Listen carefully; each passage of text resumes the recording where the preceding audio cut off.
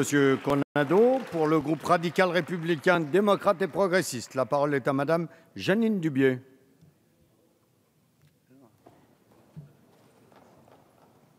Très bien.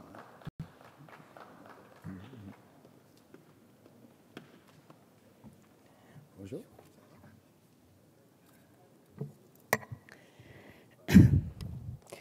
Monsieur le Président, Monsieur le Premier ministre, Mesdames et Messieurs les ministres, chers collègues, depuis 2011, c'est 4 millions de Syriens qui ont fui leur pays, soit presque 20% de la population.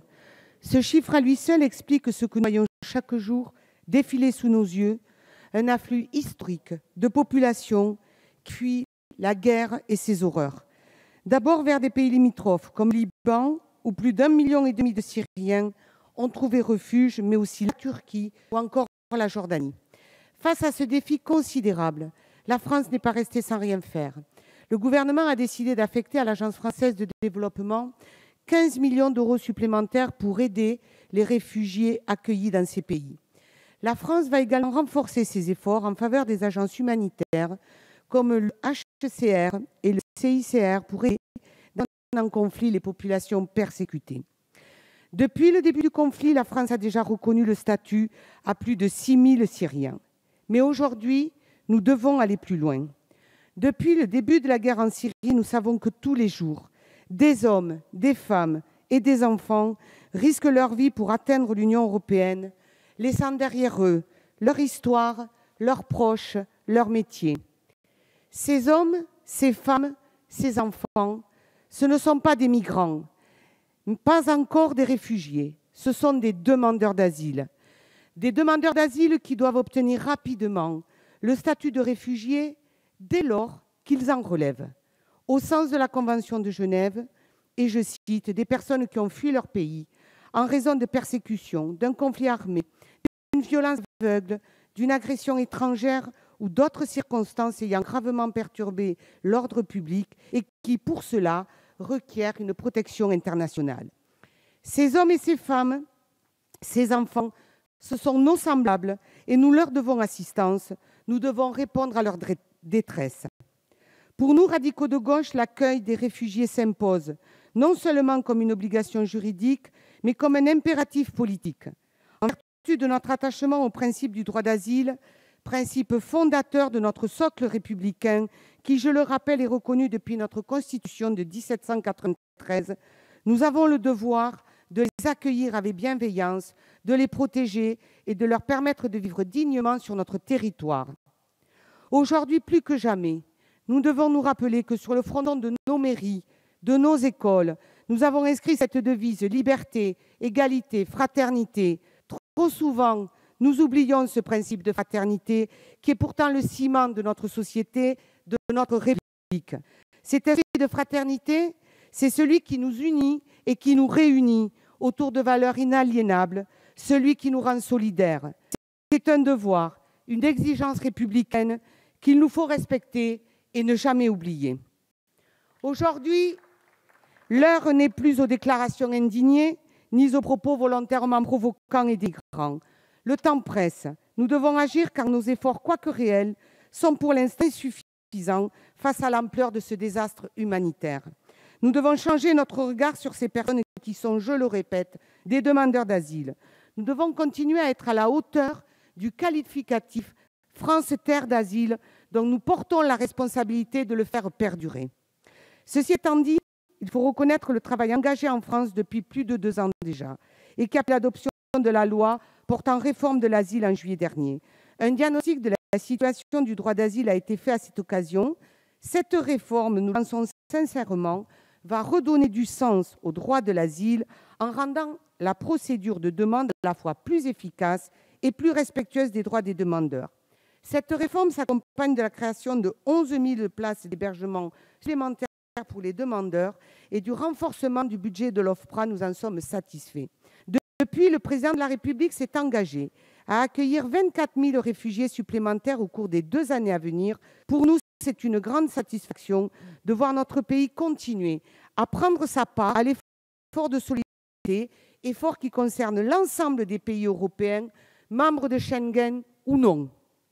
Mes chers collègues, Quelle tristesse de voir certains agiter les peurs et flatter les stations de repli et de l'isolement. 24 000 personnes en 2 ans, cela représente 12 000 par an, soit un réfugié pour 5 500 habitants. Nous pouvons tous nous représenter aujourd'hui une ville de 5 500 habitants. Est-ce vraiment insurmontable pour cette ville que d'accueillir et intégrer une personne par an? La participation de plus de 600 maires, toutes tendances politiques confondues, répondant à l'invitation de Monsieur le ministre de l'Intérieur, démontre tout le contraire. Qu'est-ce que c'est que 24 réfugiés au regard des 150 000 juifs russes qui ont fui les pogroms à la fin du XIXe siècle, au regard des 500 000 républicains espagnols qui ont quitté l'Espagne de Franco en 1939, au regard des 123 000 boat people vietnamiens et cambodgiens en 1979. L'histoire nous montre que nous avons déjà assumé de tels mouvements migratoires et l'histoire nous jugera sévèrement si nous ne prenons pas la mesure du drame qui se joue actuellement à nos portes. À ce titre, nous saluons la décision du gouvernement d'accompagner financièrement les communes qui souhaiteront accueillir des réfugiés syriens. La nomination d'un préfet coordonnateur national va aider au déploiement du dispositif. Nous considérons néanmoins qu'au-delà de cette annonce, nous devrons impérativement renforcer le budget de la mission Asile au regard de ses besoins nouveaux des prochains débats budgétaires. Il est essentiel que ce dispositif exceptionnel d'accompagnement financier de ces communes s'articule avec les dispositions que nous avons votées récemment réformant le droit d'asile. Car pour que le système fonctionne, il faut que le FRA soit capable d'instruire très rapidement la demande d'asile afin de délivrer le réfugié dans un délai de 2 à 3 semaines. Il ne suffit pas seulement de trouver un toit aux demandeurs d'asile, mais aussi que l'État mette en œuvre un véritable soutien et accompagnement leur permettant de travailler, de scolariser les enfants, d'apprendre le français. C'est à ces conditions que nous leur permettrons de retrouver une trajectoire de vie acceptable, loin de leur terre natale. C'est aussi un enjeu qui mobilise de nombreux organismes, services sociaux, associations, bénévoles et élus qui s'efforcent chaque jour de donner une réponse à la fois humaine et efficace. Nous rendons aujourd'hui hommage à l'action indispensable sur l'ensemble de notre territoire. Mais nous le savons tous ici, et vous l'avez rappelé, Monsieur le Premier ministre, cette crise des réfugiés dépasse le seul cadre national.